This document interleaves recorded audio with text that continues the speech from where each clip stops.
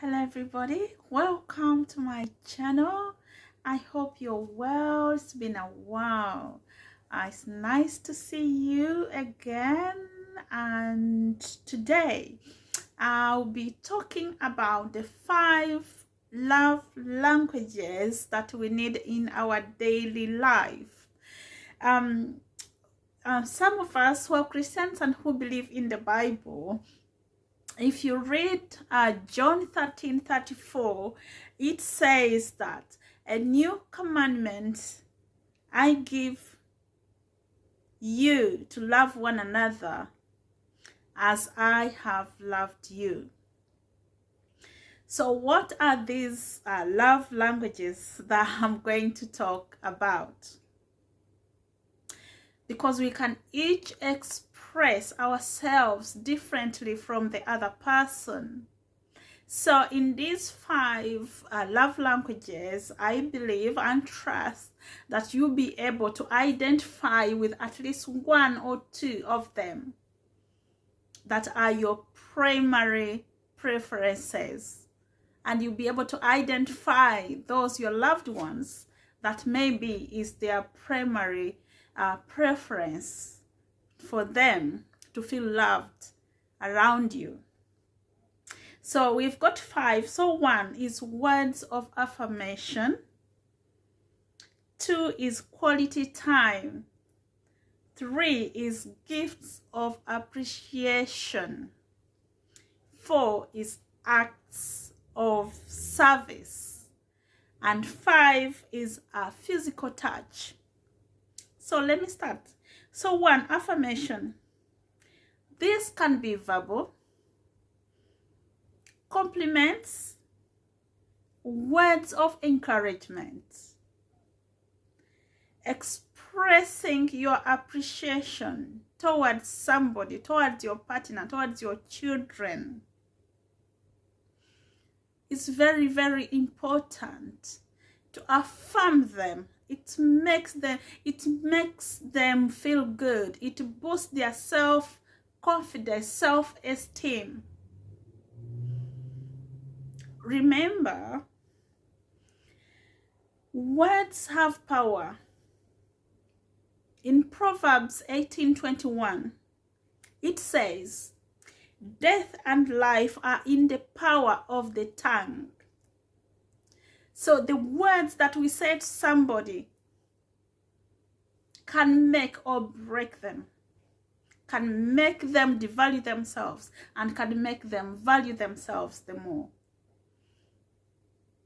So find a way to affirm somebody if that is their preference of the love language that makes them happy. So I'll move on to 2, which is quality time. Find time. Spend quality time with your loved ones. Quality time means undivided. When you have that time, spend it with that person undividedly, intentionally. It requires us to have that time like a one-to-one that is dedicated for that person. Some of us love that. Is that your preference? Is that your partner's preference? Find out what is their preference of the love language that they understand and work on that. Because you might be giving someone the wrong love language that's really do not mean a lot to them. So find out their love preferences and what is your love preferences, and how can you express and tell somebody that this is how I feel, this makes me feel good. So we have number 3, which is the gift of appreciation. I think that we all want to be appreciated. All of us. If you've done something, anything, you want to be appreciated. Even our children, they want to be appreciated. If they've performed well in school, if they've done something at home, they really want to hear their parents say, thank you so much. I really appreciate this. Other people express their appreciation by giving gifts, very expensive gifts. But I think even any gift that someone has given you from the bottom of their heart is really appreciated. So how do you give your gifts? The gift of appreciation, I have put it down like this. This is a fundamental expression of love. They carry a deep emotional significance, a meaning of a way of communication to your loved ones or to one another. So is this your preference? Some of us might be having all of this. I would love all of the 5 to be my preferences. Yeah. So I'll move on to number 4, which is acts of service. Acts of service. You know, for example, people who are couples, let me start with that. Your partner, you know, in the morning you decide, oh, let me go clean up their car. Especially as women, you know, let me clean up their car. I wake up and my car is really sparkling. Let me go and fuel their car for them today. You know, some of us, you know, like me, I don't like putting air in my tires. So if I found someone has put, you know, air in my tires, they've put fuel, they've put oil. Those are the things that I don't like. Oil, water. You know, those are acts of service, and these are done voluntarily. You don't need to be paid. You don't need someone to pay you back. And you made a difference to value the person that you are with. So do this without expecting a payment or a reward from the other person. Then my number 5 is the physical touch. Some people love to be touched. Some people don't want to be touched. But I guess people who are couples, really, they would love to be touched. I don't know. What is your preference if you're a couple? You know, our bodies are programmed for human touch. So without that in your relationship, you will experience emotional detachment from the other person. If a physical touch is your preference in your relationship, it is said that touching releases a chemical that promotes intimacy through emotional connection. You can see that even in babies. When a child is crying or a baby is crying, when you pick them and put them on your chest, you see a difference within a second, a blink of a second, that bonding. So this is how it works when someone touches you with that tender love, with that tender care.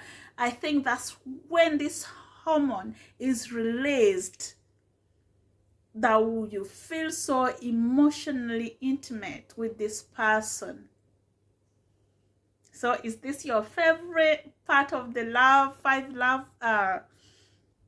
languages? I would love that. So for example, studies have shown the benefits of hugs. For example, you know, I was reading this and I was like, wow, this is good. So the benefits of hugs, that it increases your self-esteem. It increases your sense of belonging to that person. It increases your feeling of safety. You feel so safe with this person. It increases your immune system and balance of your body. Wow, I didn't know that before. So, and the study says that we are required to at least have a minimum of 3 to 6 hugs daily.